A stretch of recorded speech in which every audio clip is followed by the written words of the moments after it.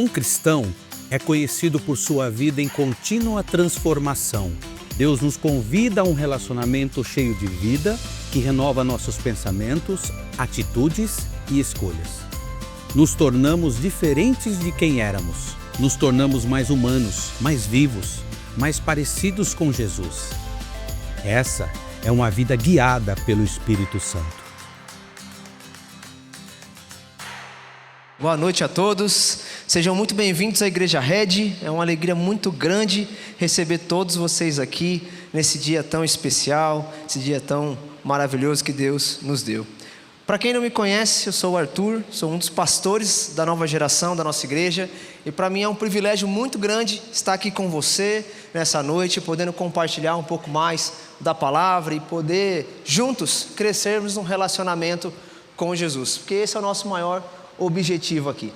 E nós estamos diante de uma série onde juntos estamos aprendendo sobre o fruto do Espírito, né? E já tivemos um episódio dessa série, um episódio que Deus falou muito aos nossos corações através da vida do pastor Washington, onde aprendemos sobre a importância de andar no Espírito, a importância de crescermos numa vida com o Espírito. Tanto que, se você não esteve aqui na semana passada, convido você a ir no nosso canal no YouTube, assistir essa mensagem, que com certeza vai trazer um divisor de águas na sua vida, principalmente nos ensinando sobre como viver de fato o Evangelho. Porque muitas pessoas têm a mentalidade que nós vivemos o Evangelho por regras, e justamente o Evangelho não é seguir regras. Outra coisa que também nós aprendemos nessa mensagem é que o Evangelho não é uma carta livre para a gente viver da forma que a gente quiser, do jeito que a gente quiser, com aquilo que nós sentimos no coração. Não, o Evangelho ele é uma carta de liberdade, é uma mensagem de liberdade para nós adorarmos a Deus. Então foi muito importante essa mensagem e trouxe muito confronto ao meu coração, uma direção clara ao meu coração, e eu tenho certeza que também vai trazer ao seu. Então nós aprendemos no último episódio a importância de andarmos no Espírito, mas hoje eu queria compartilhar com vocês, como andar no Espírito, o quanto que à medida que andamos no Espírito nós evidenciamos. Eu quero falar com você hoje sobre o resultado visível, como a gente desenvolve o fruto do Espírito, como a gente desenvolve essa vida que Jesus nos chamou.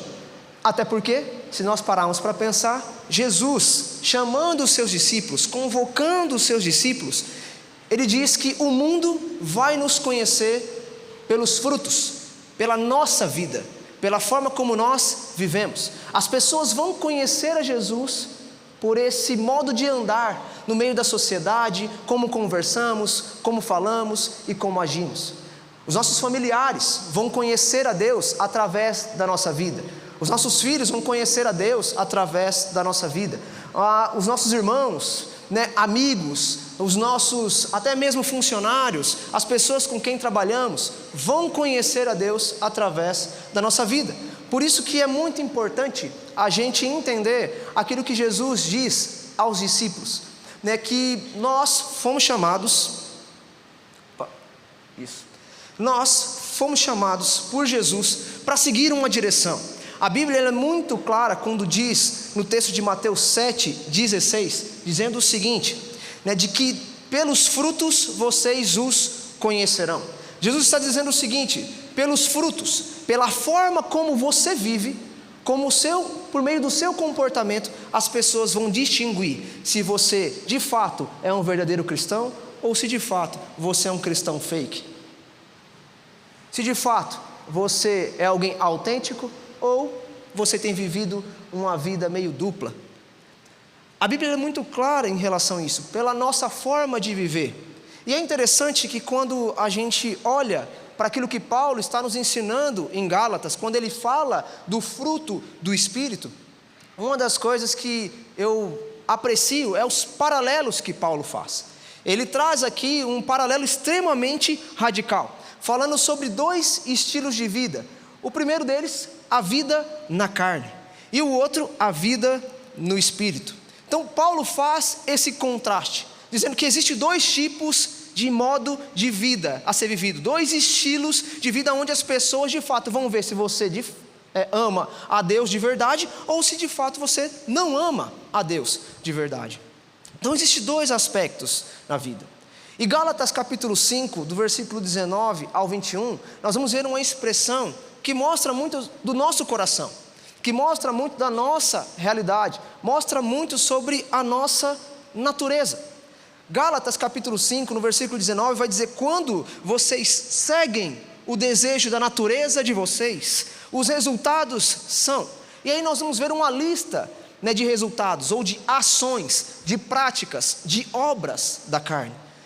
Paulo está querendo dizer que a nossa natureza, ela é pecaminosa. A nossa natureza é pecadora. Davi vai dizer que nós nascemos em pecado. Nós já nascemos nessa condição.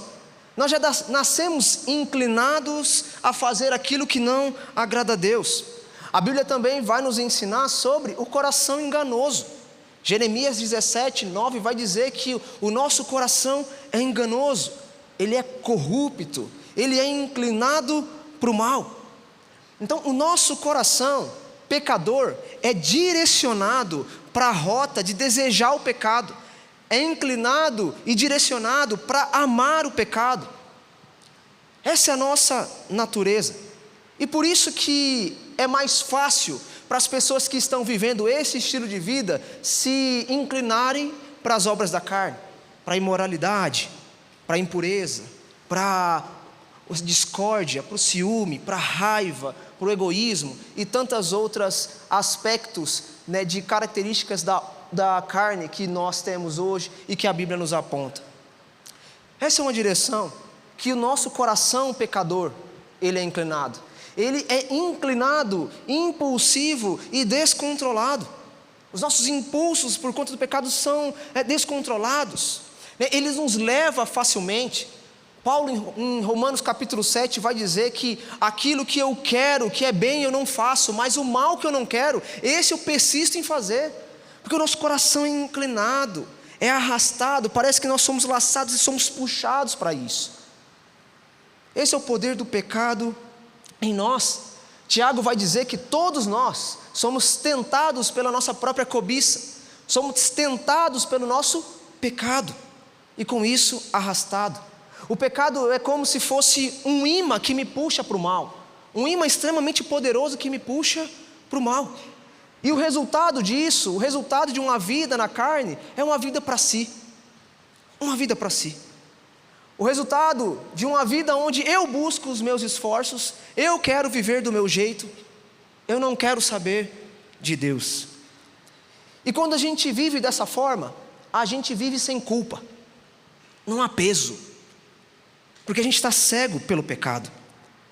Parece que a gente não tem força para lutar contra. A gente vive pela nossa própria mentalidade, pela nossa própria razão de existir. Só que nós vamos, à medida do tempo, lidando com as consequências disso, as consequências do pecado. E nós sabemos que as consequências do pecado, elas são devastadoras, não só na nossa vida, como na vida de muitas outras pessoas que estão à nossa volta. E a Bíblia é muito clara que persistir nesse estilo de vida tem um preço, tem uma fatura. E a Bíblia vai dizer que o salário do pecado é a morte. E quando se trata de morte, é de uma vida longe de Deus, uma vida longe da fonte de toda a vida, de toda a graça, de toda a beleza e de toda a alegria e felicidade. Esse é o resultado da vida na carne. Mas a gente vê um outro contraponto, que é a vida no Espírito, aonde o próprio texto de Gálatas capítulo 5 vai dizer: deixem que o Espírito guie a vida de vocês, e aí então vocês não satisfarão o desejo da natureza humana, não satisfarão o desejo da natureza pecaminosa. Uma vida no Espírito, ela é guiada pelo Espírito, ela é conduzida pelo Espírito, ela é levada por Deus, ela é levada a ponto de você adquirir as características do próprio Cristo, do próprio Jesus, que é o exemplo maior, e isso faz com que nós venhamos a ter o coração transformado, porque a ação do Espírito é nos convencer do pecado, da justiça e do juízo, nos mostrar o caminho, a verdade e a vida.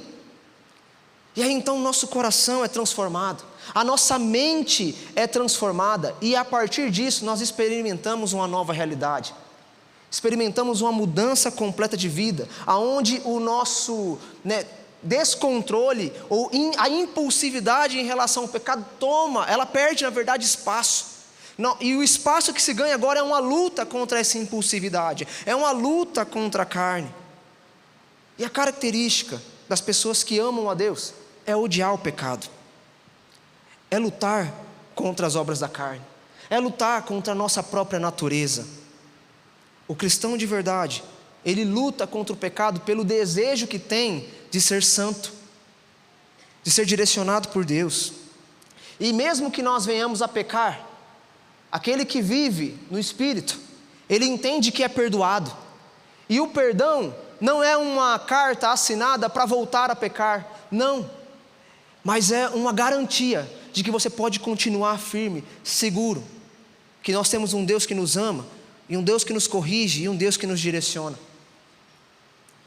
Essa é a carta de liberdade que Deus nos chama a viver em Gálatas. E aí então eu concordo muito com Charles Riley quando ele diz o seguinte: ele diz que a natureza pecaminosa recebida no nascimento nunca será completamente tirada de nossa vida terrena, mas ela pode ser controlada pelo Espírito. Ela pode ser controlada pelo Espírito. Paulo está dizendo o seguinte, ele está dizendo: Gálatas, eu quero mostrar para vocês um estilo de vida, eu quero mostrar para vocês um ideal, eu quero mostrar para vocês um exemplo a ser seguido. As pessoas só conhecerão a Deus, as pessoas só verão um fruto, as pessoas só verão evidência de que você de fato é cristão, de fato você é um discípulo de Jesus, se você caminhar com o Espírito, se você evidenciar o fruto do Espírito. Por isso que é muito importante a gente entender o que é o fruto do Espírito. Por isso que é muito importante, eu quero caminhar com você hoje em como desenvolver o fruto na nossa vida. E uma das coisas que a gente precisa então ter em mente, que direciona o nosso coração para viver a vida que Deus nos chama, e assim então ser luz no mundo, é conhecer as características do fruto. Essa é a primeira coisa que nós precisamos fazer. Eu gostaria de pedir para você abrir a sua Bíblia comigo, em Gálatas capítulo 5, versículo 22 a 23. Gálatas capítulo 5, versículo 22 e 23. Aqui a gente vai aprender um pouco mais sobre as características do Espírito, do fruto do Espírito. Aqui Paulo ele vai reforçar aos Gálatas algo muito importante. Não só as características, mas aquilo que é mais essencial. Eu quero ler junto com você Gálatas capítulo 5, versículo 22 e 23.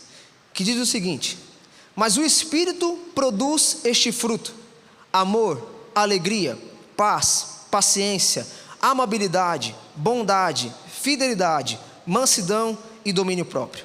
Não há lei contra essas coisas. Eu acredito que enquanto eu estava lendo esse texto, você, se é pai ou mãe de criança do Kids, deve estar cantarolando agora a música do Kids, o fruto do Espírito. Não é verdade? Porque realmente é uma música que marca e parece que entra na nossa mente e fica o dia todo. É aquela música chiclete, sabe? Mas aqui uma coisa que é muito importante no texto, ele vai reforçar de fato as características do fruto do Espírito.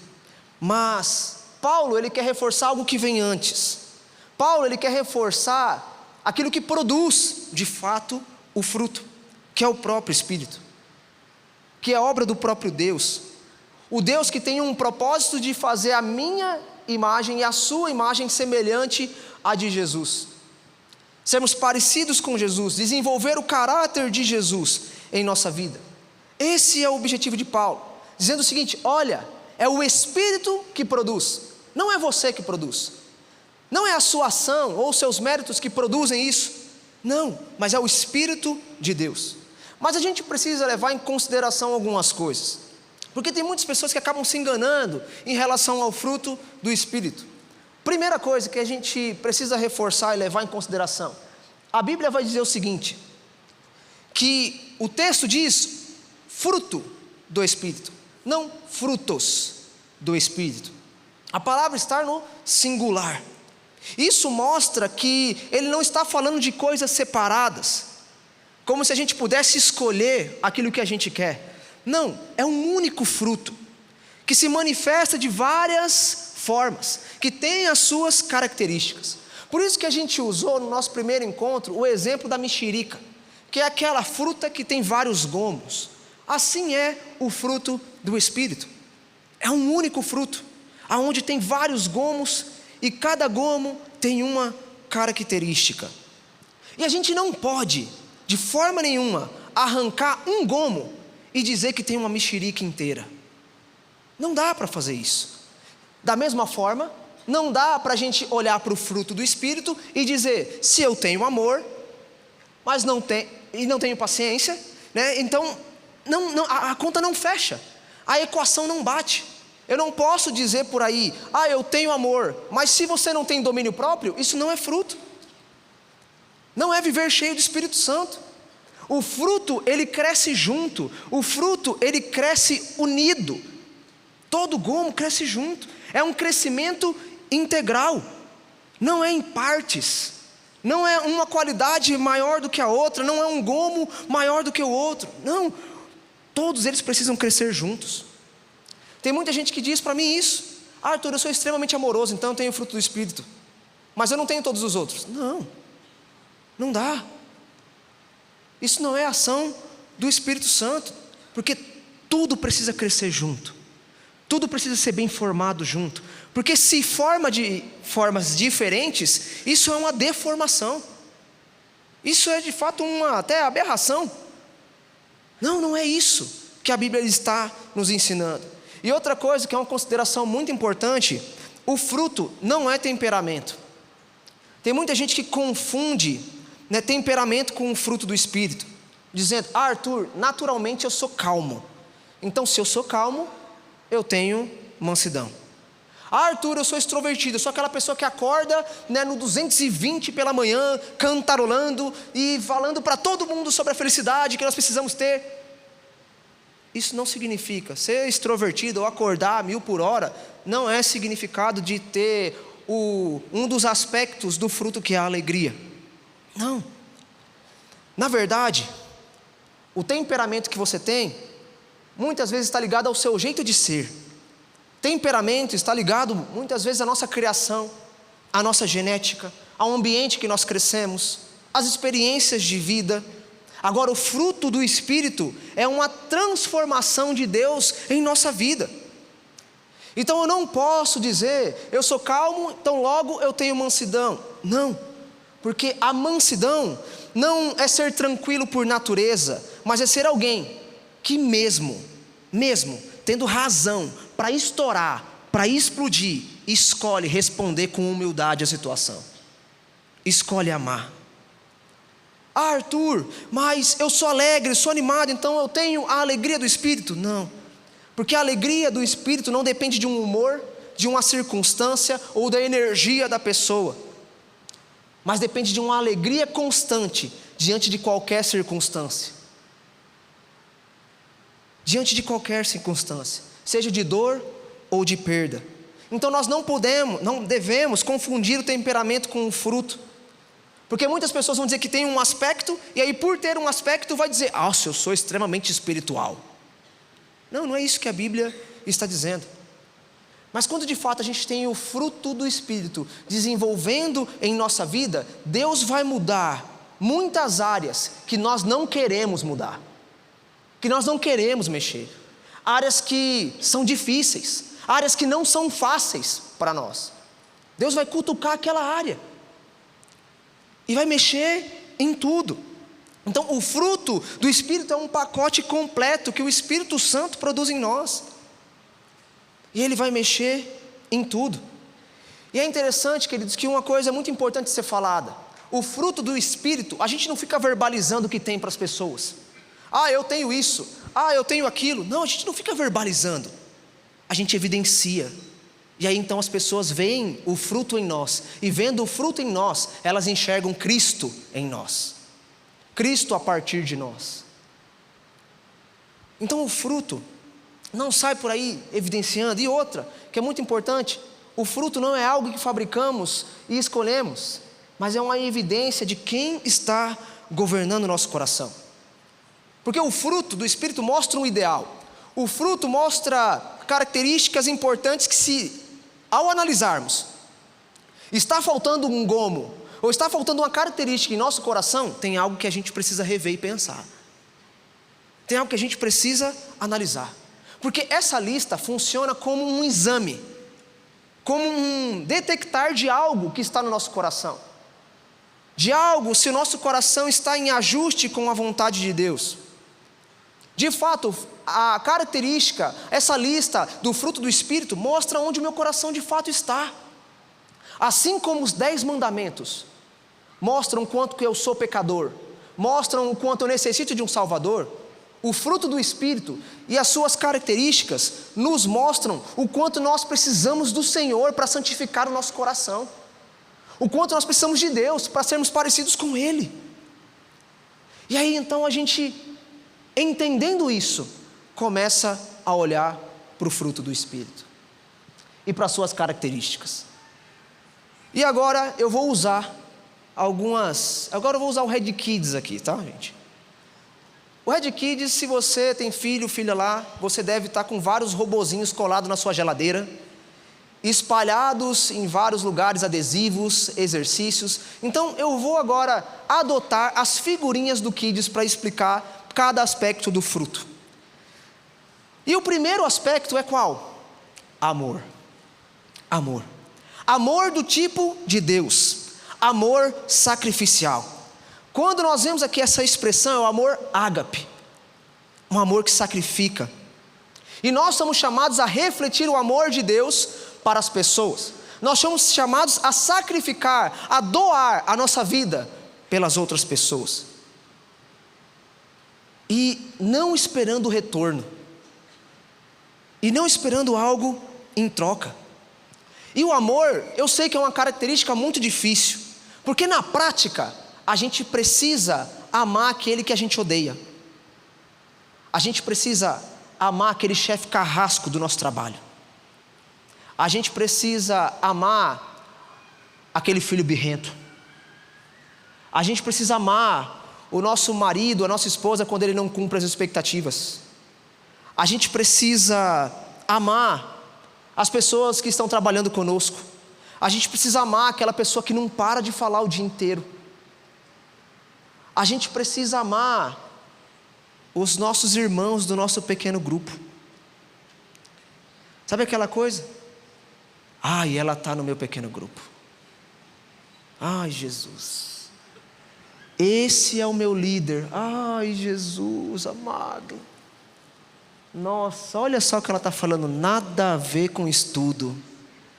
Nada a ver, Jesus amado. A gente é chamado a amar nessas pessoas. A gente é chamado a amar aquele que está causando injustiça em nosso coração. A gente é chamado a amar aquele familiar que nos machucou muito. Até porque se a gente for olhar na perspectiva bíblica de uma construção de reconciliação, a gente vai ver, se alguém pecou contra você, vai até o seu irmão para você acertar. Isso é uma atitude de amor. E aí o texto vai continuar dizendo, outros textos vão nos ensinar sobre o perdão. E aí então você vai lá, se reconcilia com a pessoa, aí então a gente vai ver texto bíblico que vai dizer o seguinte: então, se possível, ter de paz com todos. Então é ele lá e eu cá. Ele lá do outro lado da igreja e eu nessa outra ponta aqui. Se possível, ter de paz com todos. Eu estou fazendo o possível para Jesus. Só que aí a Bíblia vai dizer o seguinte: ama o teu inimigo.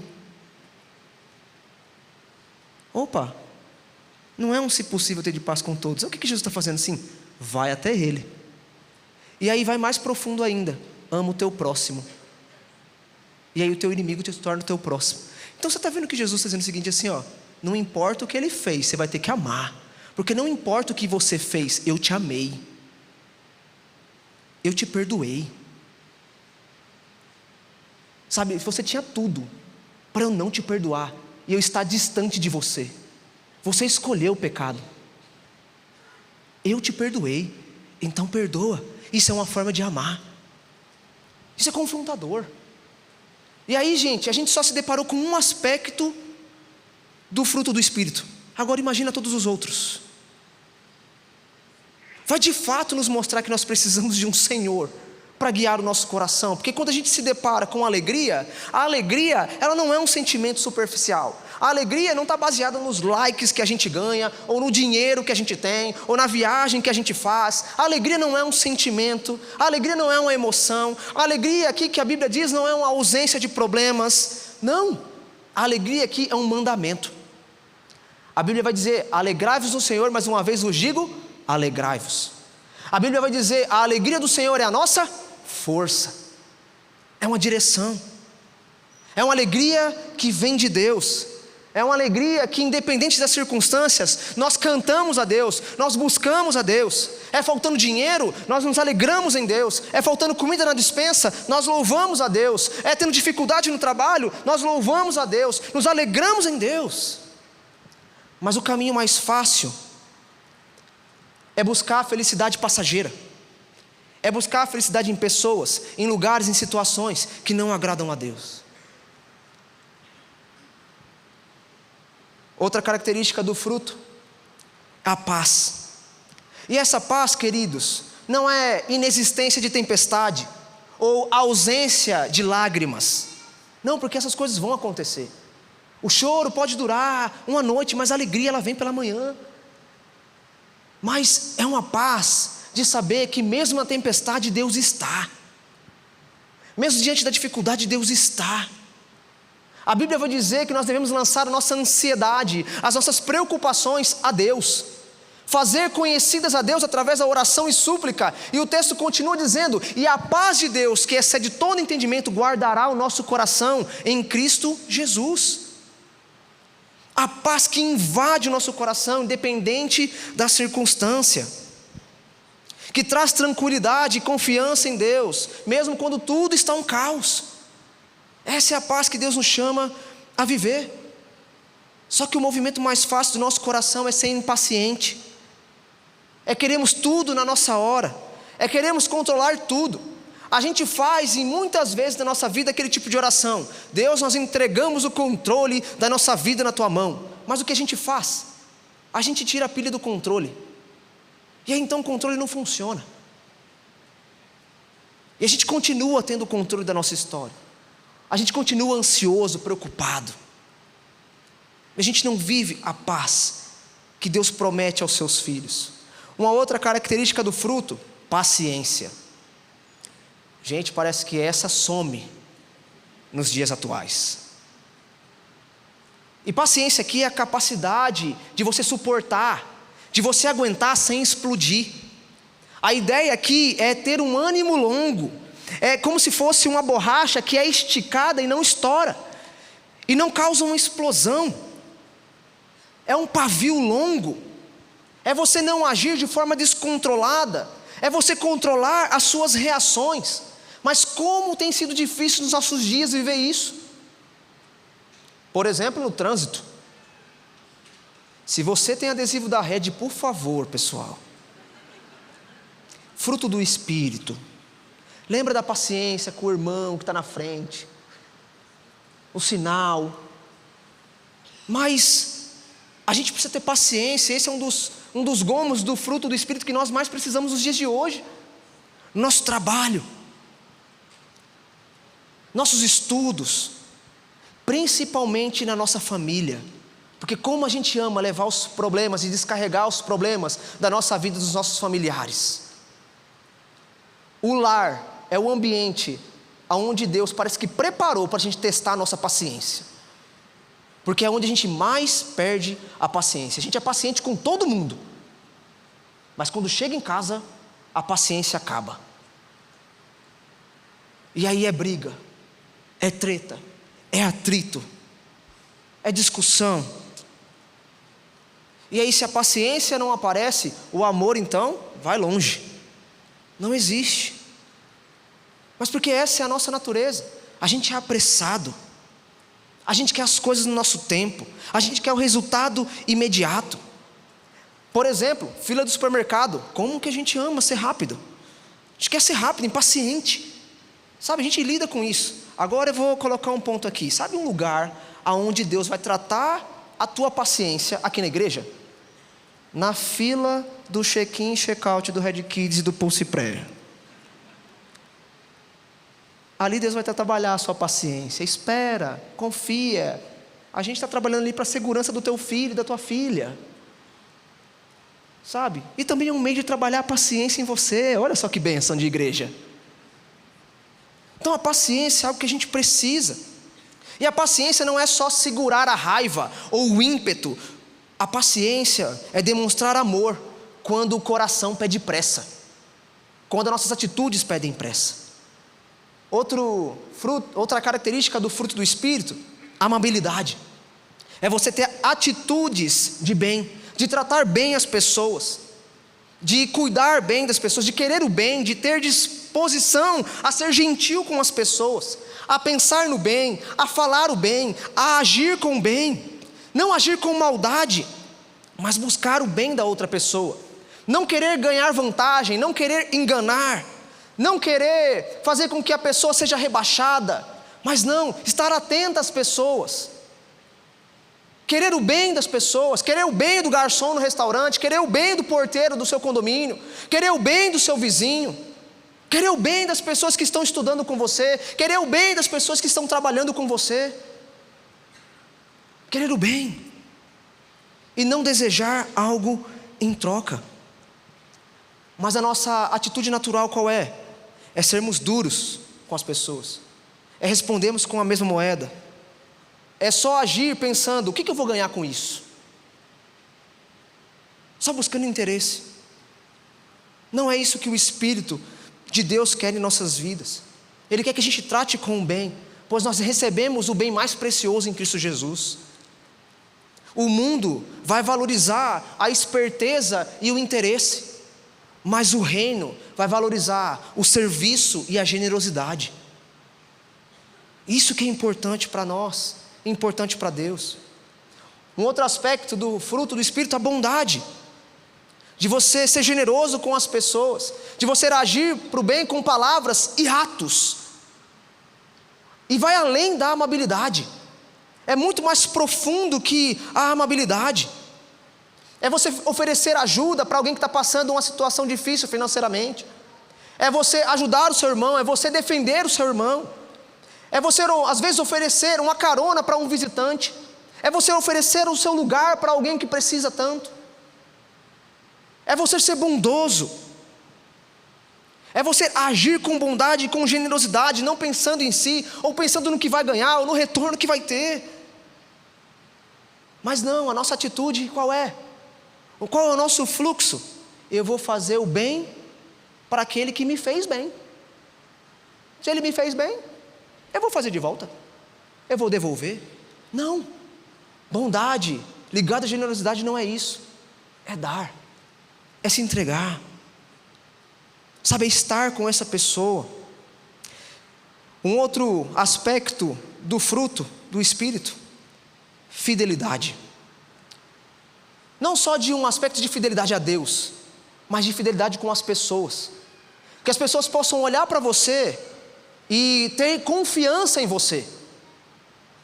Saber que você é uma pessoa leal. Saber que pode confiar em você. Saber que você é constante. Saber que você é digno de confiança. Saber que você é honesto. Saber que suas palavras, elas não são mentirosas. Elas não são enganosas. Elas não são tendenciosas. Elas não são movidas por engano. Ser fiel é você não ter nada a esconder, porque leva você a ser honesto, aberto. E é ser fiel em tudo que Deus nos dá, principalmente em relação ao nosso casamento, principalmente em relação às nossas finanças, principalmente em relação ao compromisso que nós temos com Deus, principalmente ser fiel no compromisso que você assumiu no seu voluntariado. Isso é exemplo de fidelidade, isso é exemplo de compromisso. Mas qual que era a nossa característica? É sermos inconstantes, instáveis, e viver da nossa forma, do nosso jeito. Mas isso não é o que o Espírito quer. O Espírito quer nos tornar confiáveis, firmes, refletindo a fidelidade de quem Deus é. Um outro aspecto, mansidão. E mansidão, queridos, não é ser fraco ou frouxidão, mas é ter controle sobre a raiva, sobre os ímpetos. É agir de forma dócil, de forma amável. É não agir com raiva e com violência. Mesmo que você tenha motivo para explodir, a mansidão faz você amar acima de tudo. Faz você lutar contra si mesmo, para então você demonstrar amor. E a Bíblia é muito clara, quando Jesus diz: bem-aventurados são os mansos e humildes de coração. E o próprio Cristo vai dizer: aprendam de mim, orem para mim, que sou manso e humilde de coração. O próprio Cristo é o exemplo de humildade. E então, seja manso. E aonde estão? Onde a gente pode aplicar a mansidão, Arthur? Com os nossos filhos. Onde a gente pode aplicar a mansidão? No nosso casamento. Quando a gente está naquele embate de querer ver quem vai ser o melhor, quem faz mais, quem é melhor, quem faz mais, a competição, muitas vezes as ofensas, as palavras que machucam. A gente precisa ser manso, mas muitas vezes a gente reage querendo ganhar a discussão, brigando, dando razão à raiva, em alguns aspectos à violência. Isso não é o que o Espírito quer trazer ao nosso coração. E aí então Ele quer desenvolver em nós o domínio próprio, o autocontrole, o domínio sobre o nosso corpo, o domínio sobre os nossos desejos. É a capacidade de olhar para o Espírito e dizer assim, não para o pecado, e sim para Deus. Controlando a nossa língua, controlando o nosso corpo, controlando o nosso tempo, controlando o nosso dinheiro, controlando nossos desejos imorais. É isso que o Espírito Santo quer produzir em nós. Mas nós não vamos ter a capacidade, queridos, de adquirir tudo isso. Porque quando a gente olha para isso, a gente chega a uma conclusão. Porque o fruto do Espírito não mostra o quanto eu sou bom, mas mostra o quanto Deus é bom para mim. O quanto eu preciso de Deus, o quanto eu necessito de Deus, para me parecer com Ele. Só que eu quero colocar um segundo aspecto para você. A gente precisa de fato conhecer o fruto do Espírito e as suas características, mas a gente precisa entender que a gente tem uma luta constante dentro de nós, dentro do nosso coração.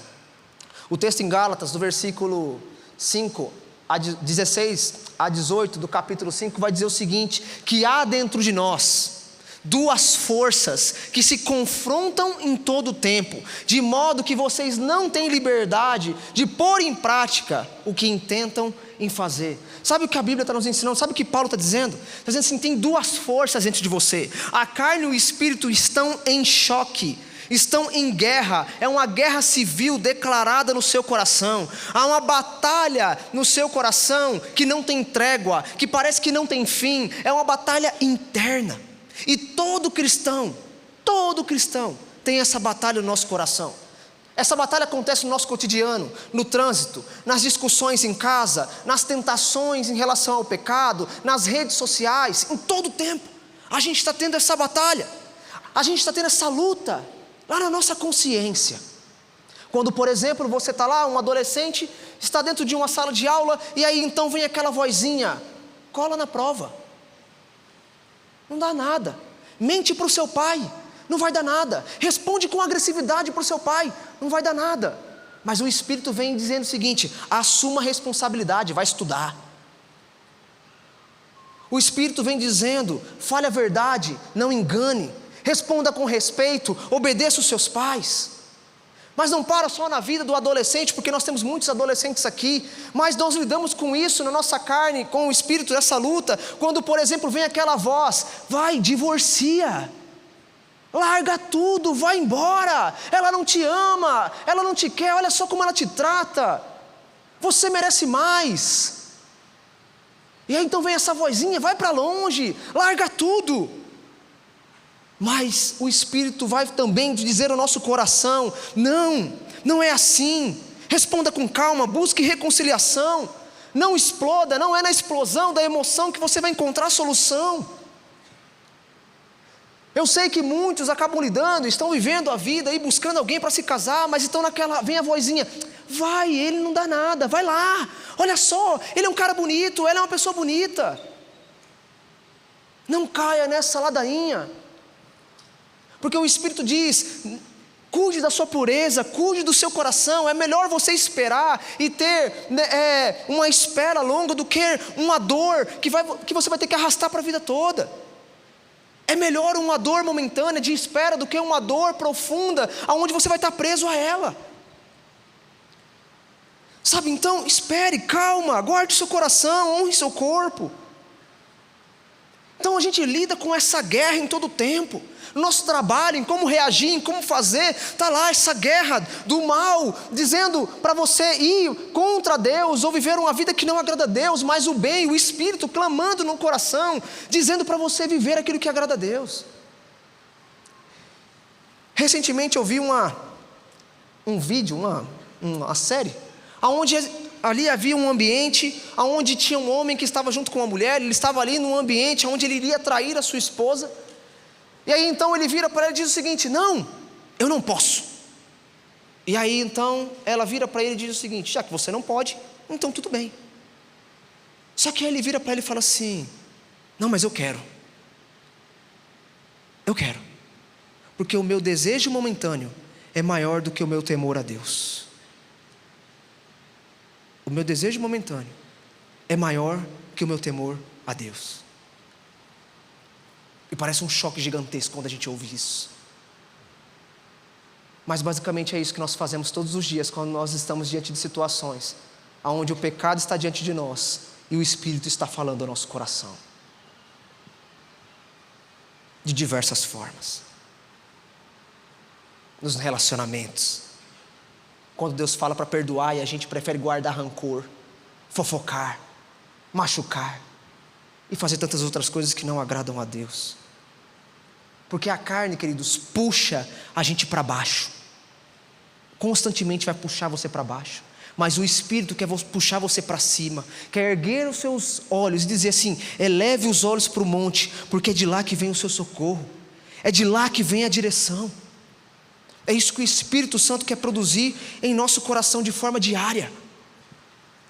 Então a carne, ela grita pelo agora, pelo desejo do agora, mas o Espírito quer trabalhar para a sua eternidade, para uma vida com Deus e para resplandecer quem Deus é para a sociedade.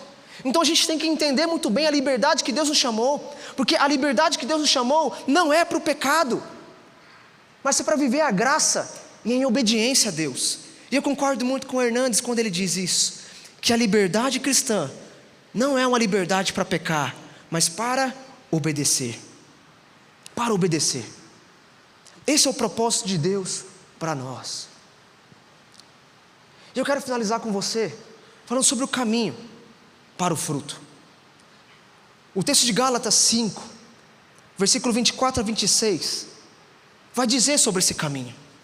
Qual é esse caminho, Arthur? O primeiro aspecto desse caminho é pertencer a Cristo. Aquele que pertence a Cristo. O que é essa ideia de pertencer, Arthur? A nossa primeira atitude é crer em Jesus. É aceitar Jesus como nosso Senhor e Salvador. É reconhecer Jesus como nosso Senhor. É reconhecer que nós somos pecadores e que nós precisamos dEle. E quando nós reconhecemos que tudo que temos é Jesus, tudo que nós precisamos está em Jesus, a cor do pecado se perde. Nós conseguimos enxergar a luz, nós conseguimos enxergar a verdade. Nós começamos a ver que o prazer momentâneo, ele não é tão delicioso assim, ele é amargo, ele é ruim, ele traz podridão. Quando nós pertencemos a Jesus, nós não somos mais escravos do pecado, porque a gente precisa entender que quando Jesus morreu na cruz, Ele não só livrou a minha vida e a sua vida da culpa do pecado, mas Ele nos livrou do domínio do pecado. Ele nos livrou do domínio do pecado. daquilo que nos prendia, a presença do pecado nas nossas vidas, ela vai ser constante. Mas em Cristo Jesus nós temos poder para vencer o pecado. Nós temos poder em Cristo Jesus, pelo Espírito Santo, de viver uma vida de santidade. Porque sim, aonde o pecado toca, ele mata, mas aonde Cristo toca, ele transforma, ele traz de volta a vida, ele restaura, ele direciona um caminho. Esse é o poder do nosso Cristo. Porque Jesus naquela cruz, ele quebrou, aniquilou a corrente e a dívida que nós tínhamos para com o pecado. Por isso agora, pelo seu amor, nós podemos ser livres. Nós encontramos a liberdade para servir a Ele. Nós encontramos a liberdade para encontrar felicidade nele. Nós encontramos a tudo aquilo que nós necessitamos para evidenciar quem Ele é. E aí então toda a nossa vida muda. Tudo transforma. E quando nós entendemos que nós pertencemos a Ele, a nossa atitude, a nossa responsabilidade agora é sacrificar o nosso eu.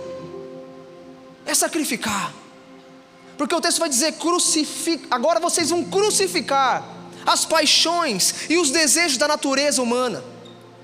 É como se a gente estivesse pregando lá na cruz, dizendo assim: Cristo está em ti, porque o teu poder se derramou em minha vida, o teu sangue derramou em minha vida, e agora eu sou puro, limpo, eu posso caminhar, eu posso viver, eu posso ser guiado por ti. E a partir de agora, Deus, eu não desejo mais o pecado, eu não quero mais o pecado, por mais que o pecado todos os dias vai estar diante de mim. Pelo teu amor que me salvou, eu te escolho, eu direciono a minha vida para ti, eu caminho para ti, e não há nada que mude essa condição. Não há nada que nos separe do amor de Deus. Não há altura, nem profundidade, nem anjo, nem demônio. Nada pode separar a nossa vida que está conectada em Cristo Jesus, pelo sangue que Ele derramou naquela cruz. Nada.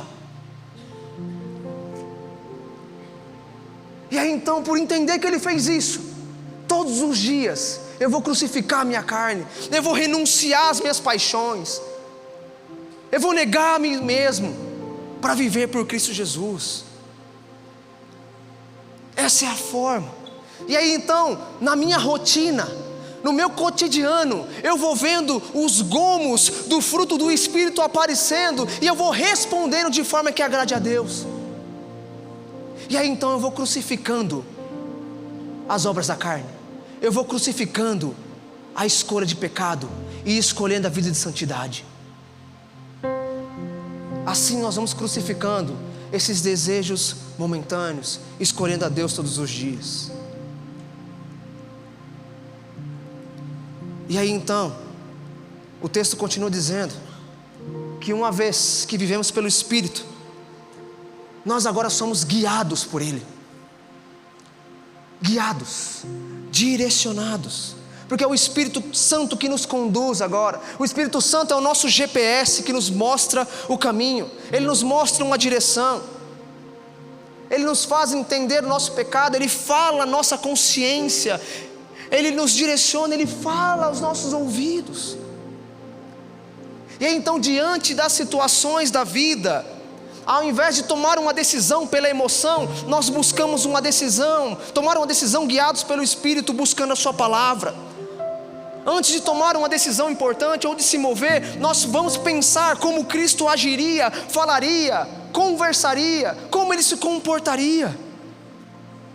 Antes de tomar qualquer tipo de decisão ou de ação, nós vamos lembrar que nós somos guiados por Ele. E aí então o fruto do Espírito, em seus aspectos, se torna o parâmetro da nossa caminhada. Mas uma das coisas mais importantes é que se Ele nos guia, nós precisamos seguir a sua direção. É andar na sua direção. Sigamos a direção do Espírito em todas as áreas da nossa vida. Envolve disciplina, envolve ser constantes na nossa obediência. É como um atleta que treina diariamente, mas ele não treina para correr uma corrida de 100 metros, mas para estar disposto a viver essa maratona. É andar com Ele em todas as áreas. É olhar para a família e eu vou ser guiado pelo Espírito Santo. É olhar para o meu trabalho, eu vou ser guiado pelo Espírito Santo. É olhar para os meus filhos e como eu educo meus filhos, eu vou ser guiado pelo Espírito Santo. É em todas as áreas da nossa vida, todas. Só que, queridos, recentemente eu estava pensando nessa pregação e orando por ela, e pensando assim: Deus, fala comigo, mexe comigo. E às vezes a gente fica naquela ideia de assim: eu preciso trazer algo extraordinário para todo mundo, algo incrível para todo mundo, para todo mundo olhar para o Arthur e falar assim: nossa, cara, que incrível isso que você falou. E aí eu estava conversando com a Mari, a minha esposa, eu falei assim: amor, não tem algo de incrível a ser dito. Não tem algo de incrível que precisa ser dito. Porque o incrível não é a forma de argumentação que eu possa aqui desenvolver. O mais incrível é mostrar o Cristo que vive em nós. Esse é o mais incrível. E esse é o simples. Esse é o básico que a gente precisa. Aquilo que John Piper diz, que nós precisamos pregar o Evangelho para nós mesmos todos os dias.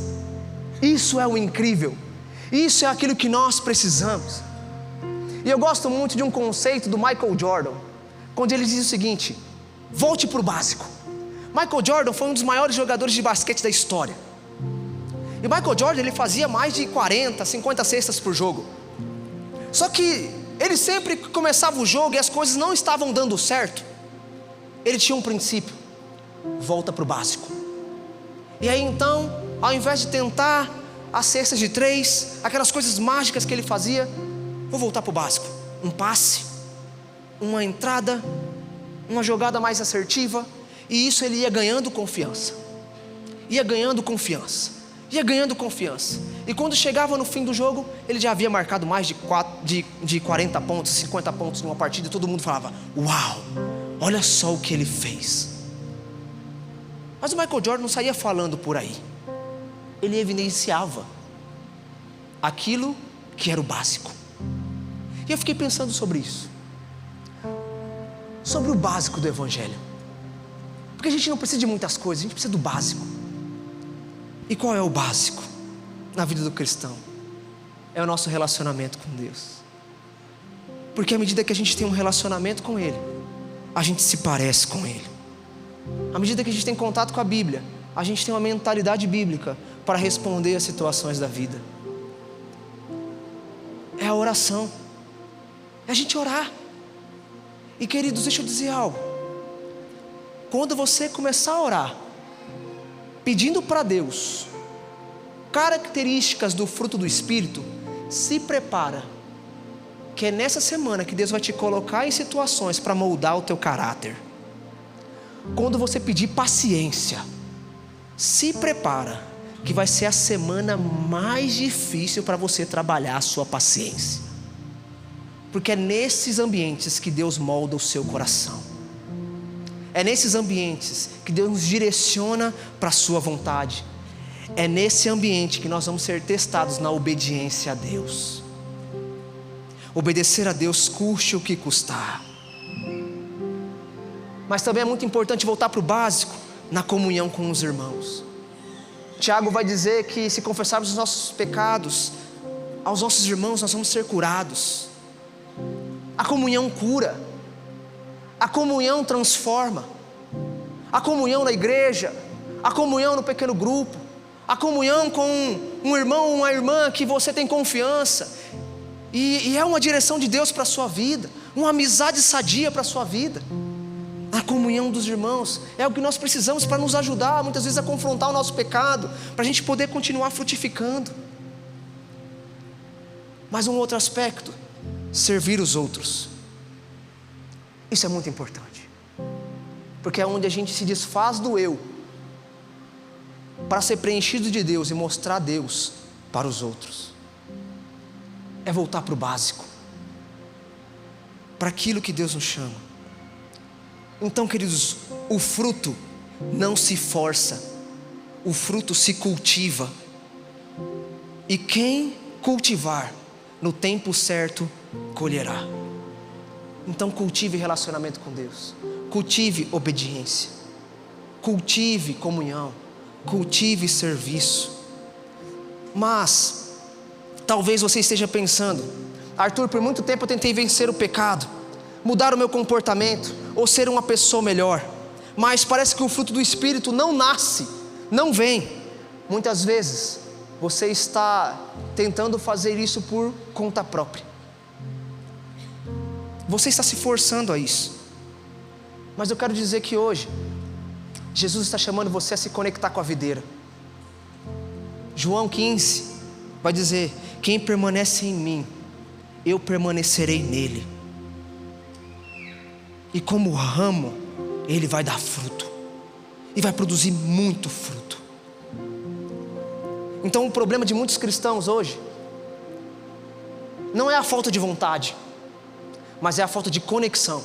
Porque a gente está conectado a tudo e todos, menos ao Espírito de Deus. Então, queridos, não é sobre você, não é sobre algo que você pode fazer, mas é sobre aquilo que o Espírito de Deus quer fazer em você. Não é sobre força humana, é sobre rendição. Não é sobre aparência, mas é sobre essência. Não é sobre esforço, é sobre dependência.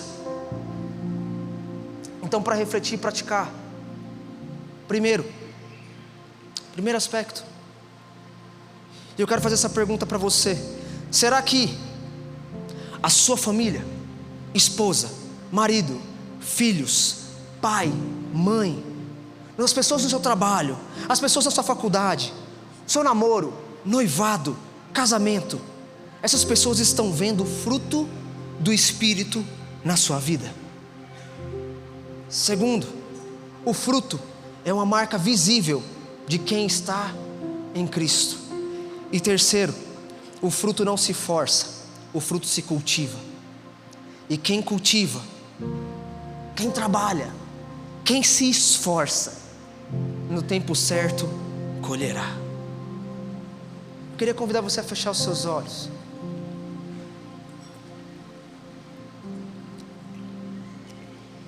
E agora eu queria que você respondesse aquela primeira pergunta: será que as pessoas à sua volta estão vendo o fruto do Espírito em suas vidas? Talvez os frutos não estejam aparecendo, não porque você não quer, mas porque você está tentando sozinho. Talvez o fruto não está aparecendo porque você está conectado a tantas outras coisas, como o trabalho, a rotina, escravizado à internet, escravizado às preocupações, que você não está desconectado de Deus e do Espírito.